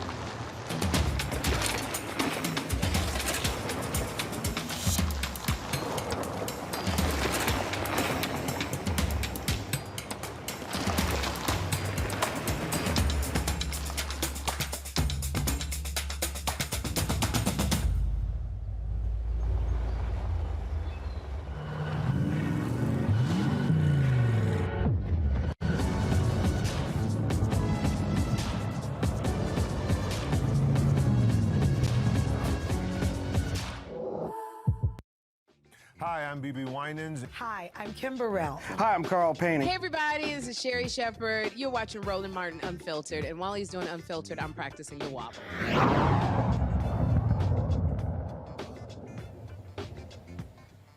All right, folks, the youngest of the Divine Nine sororities will be celebrating their centennial celebration. Of course, Sigma Gamma Rho was founded by 7 educators in Butler, Indiana. Joining us right now is their Supreme Grand Bacheloress, Rashida S. Liberty. Glad to have you on the show. And so welcome to the 100-year club. Of course, Alpha was there first, but we certainly want to welcome you to the club. So what do y'all have planned for your centennial? So we are celebrating today. Of course, today is our Founders Day. We are celebrating 99 years, but we're building a path to centennial. So as we go, July 2022, we have committed 1 million service hours and $2.2 million in philanthropic gifts. We will be planting a seed at St. Jude Children's Hospital as we build out a graduate school lounge. We have 7 schools that we have been silently building, and we will reveal all 7 of them at a celebration. And so one of the things, of course, that people don't realize, I mean, the kind of service that the Divine Nine is involved in, and it's not just fun and games, it's not just strolling or stepping, it's not just partying, it really is doing the work for the Black community. Yes, we are sowing for the community in a mighty, mighty way. And that's what we're about. As the Divine Nine, we are a powerful group of 5 million women and men of color. We actually get things done, and that's what we're about. We're voices for change. So I'm very happy to be on Roland Unfiltered today because we just had a meeting with Vice President Kamala Harris and really made some strategic demands as the Divine Nine on things that we wanted to see happen in our communities. Look, that certainly is important. I'm going to go to my panel for questions, talking about your upcoming centennial. Michael, I'll start with you. I go ahead and let the Sigma do something this time. Michael, go ahead. My husband is a proud member of Phi Beta Sigma, so I have to get that shout out. My husband is a proud member of Phi Beta Sigma chapter in Houston, Texas. Actually, the Spring, Texas chapter. Well, you know, everybody couldn't be alphas, but go ahead, Michael. All right, Grand Bachelors, hey, congratulations on 99 years, and next year I know it's going to be a huge celebration. I just saw your message. Watch the Yard just posted your message talking about the 99 years so far, and I've been seeing all this across my timeline today. Can you talk about just a few of the initiatives of Sigma Gamma Rho that people may not know about that's going on right now? A few of your initiatives, maybe for this year, maybe for next year. Yes. So we have 5 essential programs. And as I stated, we are committed to those 1 million service hours. That $2.2 million that we're committing financially, we are sowing 10 huge scholarships as a part of that. We are building, like I stated, the 7 schools.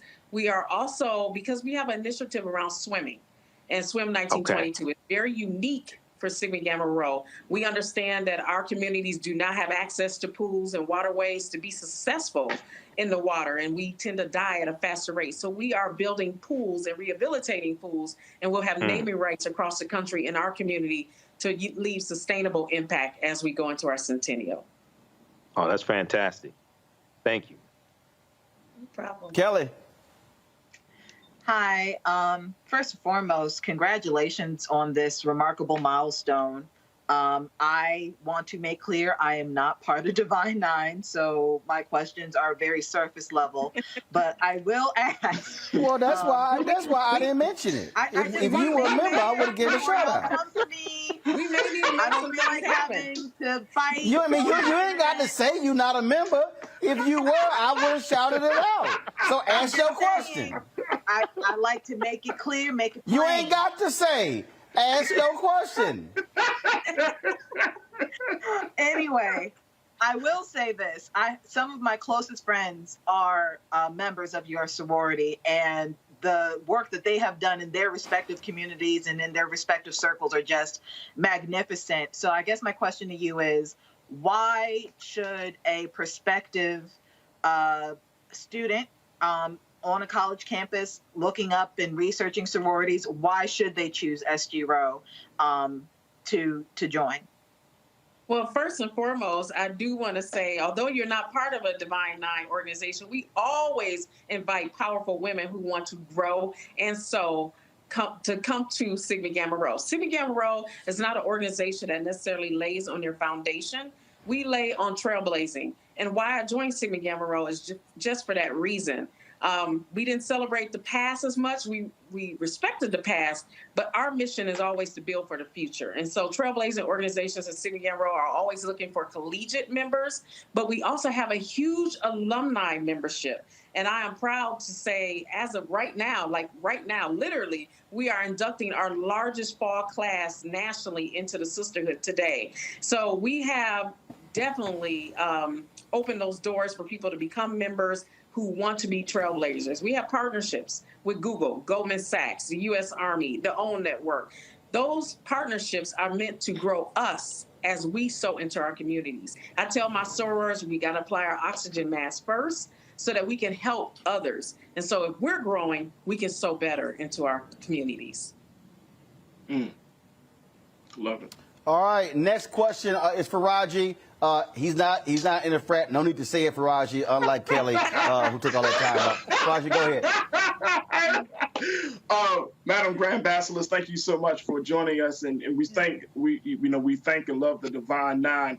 I want to know, ma'am, Sister Rashida, you got to give me something. You got to give us something. You talked about having a meeting with Vice President Kamala Harris about strategic demands. Can you give us a little sneak peek about what those demands were? Because there's a lot of, I think a lot of people were expecting, and I saw a piece in either USA Today or New York Times, but there were a lot of people that was expecting some level of progressive, bold change coming from the vice president's office, and they're saying, we're still not seeing enough. So what kind of demands did Sigma Gamma Rho put on the vice president? The number one demand that Sigma Gamma Rho is standing behind, outside of voting rights, so I want to be fair to say the Divine Nine is standing for all of these principles, but the one that Sigma Gamma Rho is the most passionate about, has joined forces with the NAACP on, is the student loan debt crisis. Because we are about education, we know that that is generational wealth that is being threatened in our communities, and we want something done about it. We're not talking about people who are being forgiven on their debt because they qualify for stimulus payments. We're talking about middle America that has a debt to equity ratio that is threatened, meaning that they can't buy homes. They're paying more for student loans than any other bill in their home. They can pay it, but the question is, should they be paying it with the astronomical interest rates are tied to it? So we want that $50,000 debt relief on all student loan debt for middle America. And I'm not talking about the middle America that's 400,000 plus. I'm talking about the real middle America. So that's what our position was with Vice President Kamala Harris, is that we need to focus and go up a little bit from just those who qualify for stimulus and look at middle America that is hurting with the student loan debt crisis. Amen. Great demand. Thank you so much. All right, then. Well, look, certainly congratulations on celebrating 100 years, and I'm looking forward to seeing y'all again. Keep doing the work. All right. We'll keep doing the work. Greater service, greater progress. Thank you so much, Roland. I appreciate it. Thank you so very much. All right, folks, Vice President Kamala Harris has actually been in France all week, a meeting with one of the U.S. most important allies. And so it's amazing. I had some fool on YouTube just say, Vice President Harris came out of hiding. No, she's not hiding. She's actually been doing the work. If you pay any attention, you'll do so. This is her speaking. It's something she posted a couple of hours ago on her Twitter account of her in France. Check this out. When we acknowledge what is happening in our world, what is actually happening in our world, and then ask ourselves why, we open ourselves up to the possibility that the future can be different, that the future can be better. And in that way, this question is a key to any progress. and it is critical to our shared future. So I challenge all of us here today, government leaders, business leaders, community leaders, let's continue to ask why, and then let's take action. When we acknowledge what is happening in our world, what is actually happening in our world, and then ask ourselves why, we open ourselves up to the possibility that the future can be different, that the future can be better. And in that way, this question is a key to any progress, and it is critical to our shared future. So I challenge all of us here today, government leaders, business leaders, community leaders. Again, folks, and so she'll be doing the work there in France, and so we wanted to be sure to at least play you a little some of that because it's not getting the attention that it deserves. All right, folks, we're almost done. Let me get this is always the busiest birthday weekend in my family. We got the trifecta. Today is my nephew Chris's 14th birthday. This is a photo I shot Chris when he was 4 years old. We were all heading out to Houston, Texas playoff game. And so I shot my little man this photo. This is Chris today, turning 40. This is a photo from 2 weeks ago. So my man is growing up. My little man is getting big. And so shout out to Chris today on his 14th birthday. Tomorrow is actually the 54th birthday of his dad, my brother, Reginald Martin. His birthday is tomorrow. Of course, that's him on the right. They're not hard to figure that out. People think we're twins. We're not twins. We're 1 year and 1 day apart. So his 54th birthday is Saturday. My 53rd birthday is on Sunday, November 14th. And so we're all back to back to back. And so just wanted to give that shout out there. Folks, if y'all want to, here's the deal. I don't need birthday gifts. What I want y'all to do is support Roland Martin Unfiltered and the Black Star Network. 2 ways you can do that. One way is free. That's download the Black Star Network app. That, of course, is on all available platforms. Show the graphic, please. We want y'all to get this thing in because, again, we are building something here. We have been, of course, laying out the different downloads. So we're on all other platforms, folks. All the platforms you can go to. You can go to Apple phone, Android phone. You can go to, of course, Android TV, Apple TV, Roku TV as well. You can go to Amazon Fire Stick, Xbox One, Samsung Smart TV as well. As I said, we want to thank all of you for helping us hit this milestone, 20,000 downloads.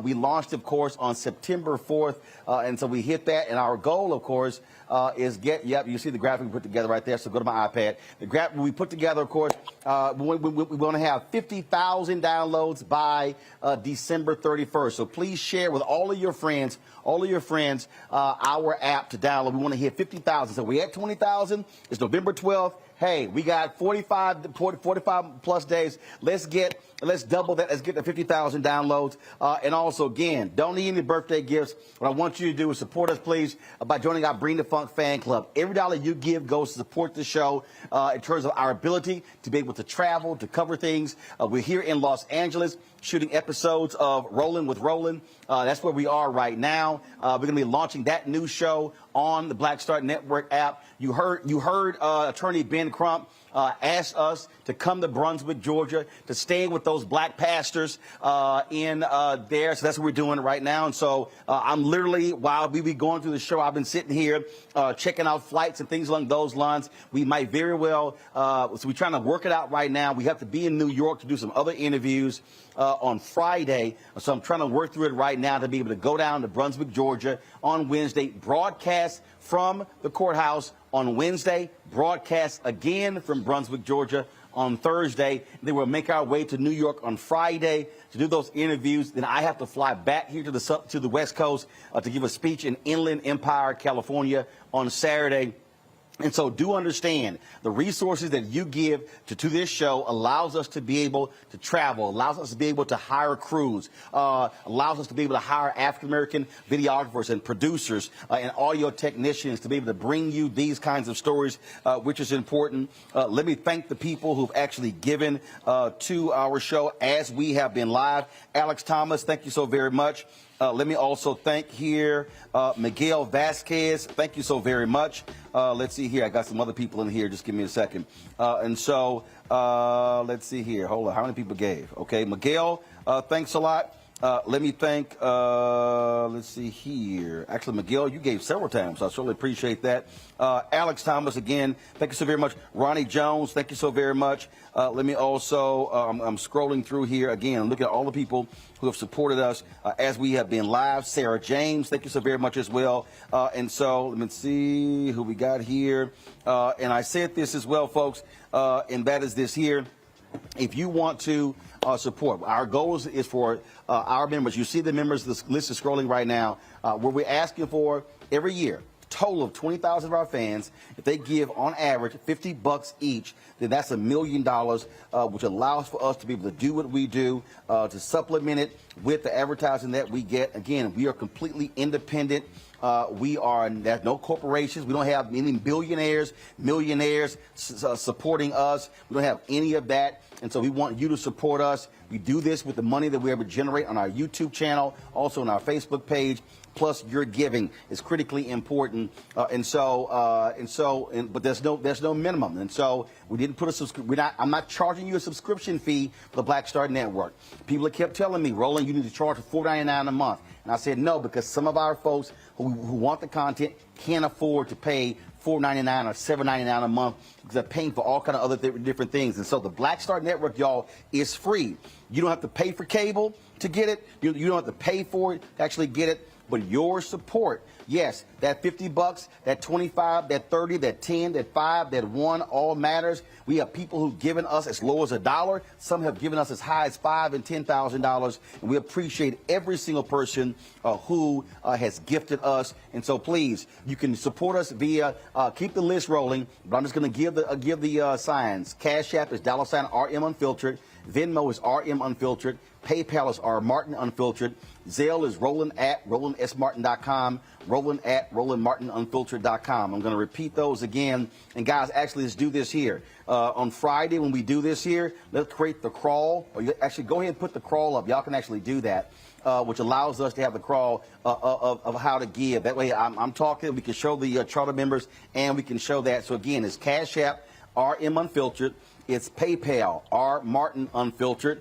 Venmo is RM Unfiltered. And again, in Zelle, guys, you need to add Zelle to the bottom here. Zelle is Roland at RolandSMartin.com, Roland at RolandMartinUnfiltered.com. If you want to use a credit card, you can simply go to using Square, go to RolandMartinUnfiltered.com, going to Square. And so that's what we got going. We want to thank all of you. We want to thank Kelly. We want to thank Faraji. We want to thank Michael for being on panel. All of our panelists this week. We want to thank our LA crew here, Henry, Anthony, Antoine. We got our crew in DC. We want to thank all of them. We've been crazy busy, y'all, over the past 2 months traveling on the road, and it actually continues. We're going to be on the road again over the next 2 or 3 weeks. We are building something amazing.